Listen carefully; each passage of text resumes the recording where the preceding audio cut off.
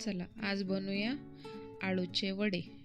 आळूचे वडे बनवण्यासाठी काय काय साहित्य लागते मी सांगते. आळूच्या वड्याच्या मागेलचे देठ काढून घ्यायचं, मग लाटल्याने असं बेलून घ्यायचं. मग हिरवी मिरची, थोडी लसूण, जिरी मिक्सरमधून बारीक करून घ्यायचं. मग बेसनाचं पीठ घ्यायचं, 2 चम्मच तांदळाचं पीठ घ्यायचं, त्याला मिक्स करून घ्यायचं. मिक्स करून झाल्यावर चवीनुसार मीठ, हळद, 1 चम्मच पांढरे तीळ आणि थोडं ओवा टाकायचं. माझ्याकडून ते व्हिडिओ शूट नाही झालं. मसाला वाटलेला मसाला टाकायचं. मी चिंचेचं कोळ केलं होतं, ते पण 2 चम्मच टाकले होते. तुम्ही टाकून बघा एकदा. थोडं थोडं पाणी टाकून मिक्स करायचं. मग पानं घ्यायचं, उलटं करून त्याला लावून घ्यायचं. मग सव्वाशी करून त्यालाही लावून घ्यायचं. पूर्ण लावून झाल्यानंतर रोल करून घ्यायचं. रोल करून झाल्यावर मी तिकडं गॅसवरती उकळायला पाणी ठेवलेले आहे.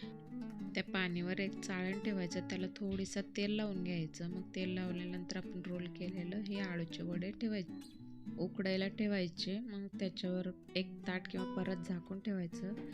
एक 15-20 मिनटं ठेवायचं. त्यानंतर तुम्ही बघू शकता उकडून झाल्यानंतर मी कट करून घेतले. आपले किती छानपैकी वडे दिसत आहे. मग मी तेल गरम करायला ठेवलं होतं.